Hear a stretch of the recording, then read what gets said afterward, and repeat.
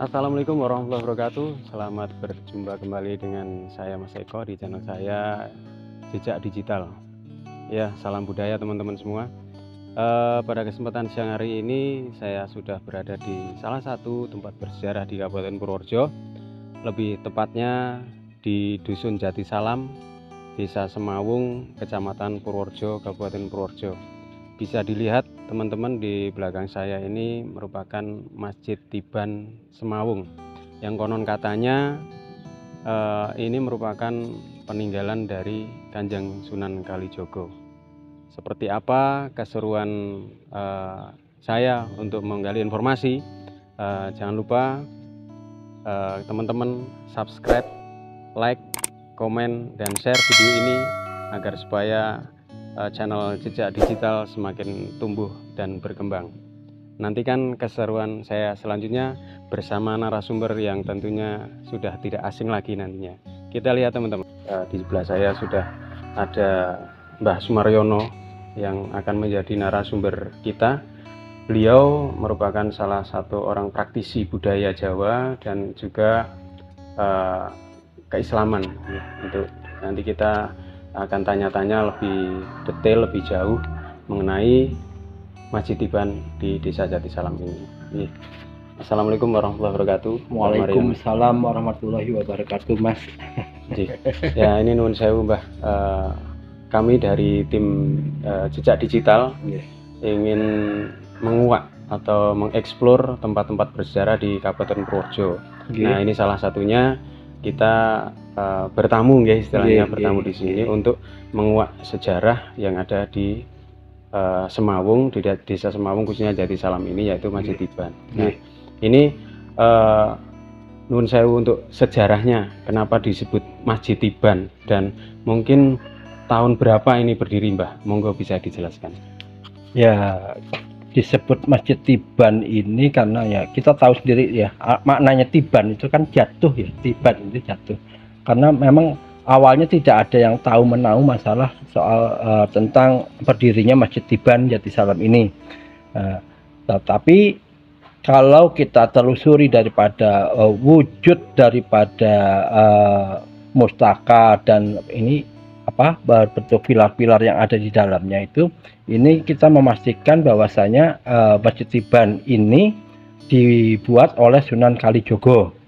Dan setelahnya itu ini masuk dulu ya, masih berupa Soko 16 dikepung oleh Soko 12 dan di tengahnya itu Soko gurunya 4 sampai ke atas.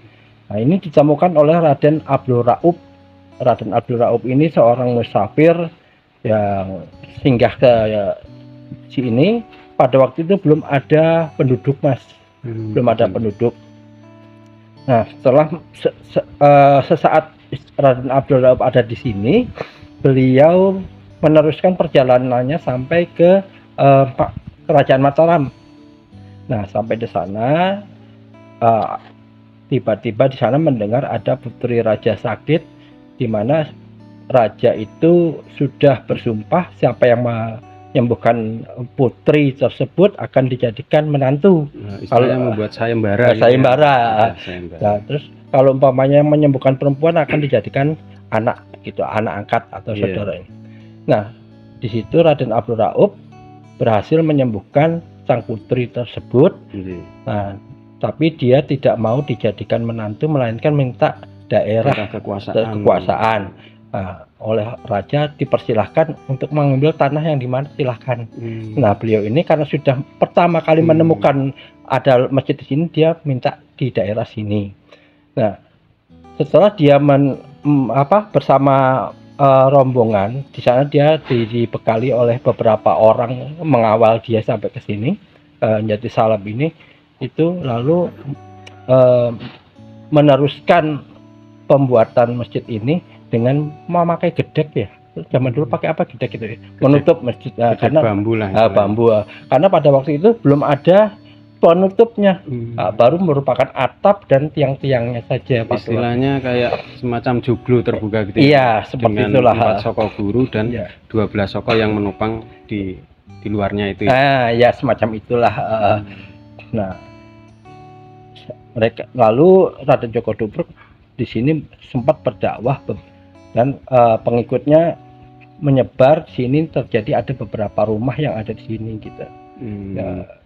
Ya itu yang bisa saya ceritakan tentang asal muasalnya Masjid Tiban Jatisalam. Kalau diperkirakan tahunnya itu ditemukannya tahun berapa ya tadi? Kalau setelah kita telusuri bahwasanya ini sebelum terjadinya perang artinya huru-haranya di Brawijaya, ini sepertinya kok ya sebelum tahun 1500-an ya, sekitarnya 1478-an.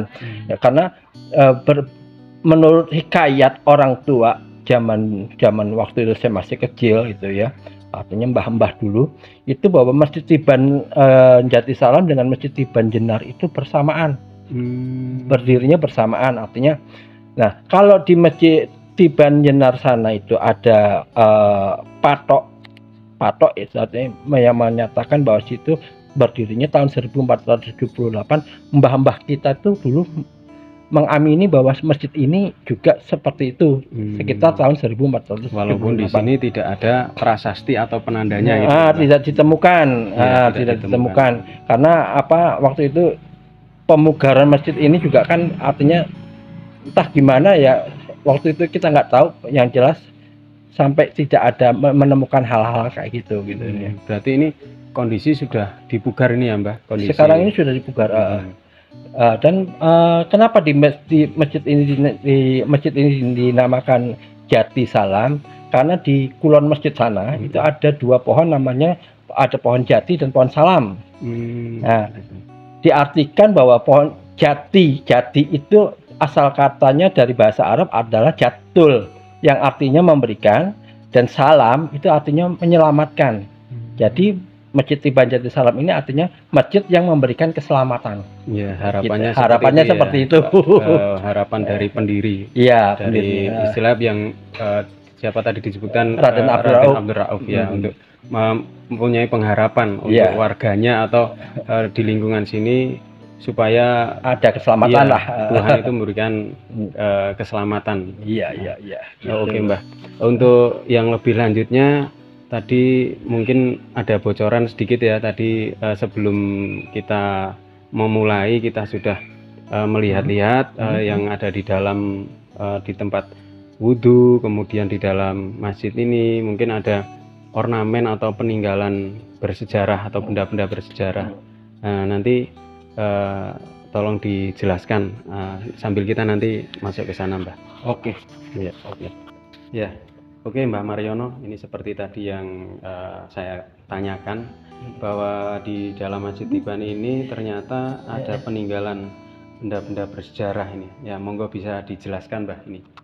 Ya, ini beduk yang sudah sangat tua sekali, yang boleh kita lihat daripada guratan-guratan kayunya. Sebetulnya ini beduk yang kedua, karena beduk yang pertama itu lebih besar, mungkin lebih besar daripada Masjid Pendowo yang ada di Masjid Agung.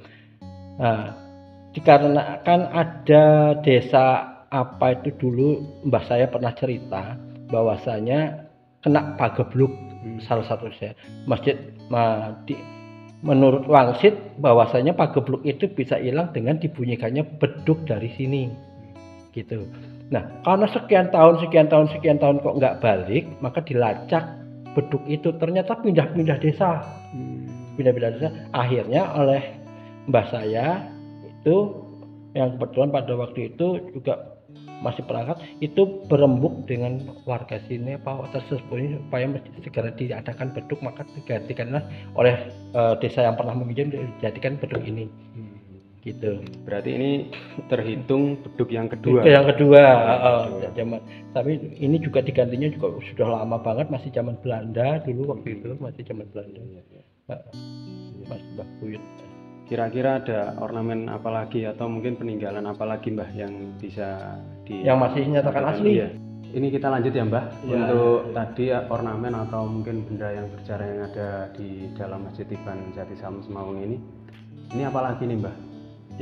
Ini pilar masjid apa yang namanya Sokoguru yang masih asli dari tahun 1478 seperti ini.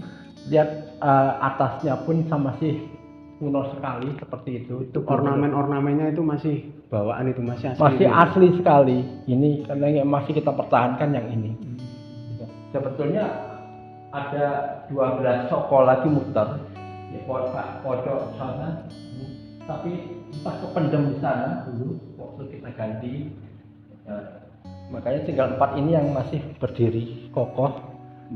Berarti istilahnya orang sini atau warga sini tetap mempertahankan Sokoguru yang 4 ini. Iya. Dari mungkin udah beberapa abad yang lalu. Iya. Dengan mungkin karena seiring berjalannya waktu yang Soko 12 ini sudah dipugar atau dibangun untuk mempertahankan ya Mbak. Iya.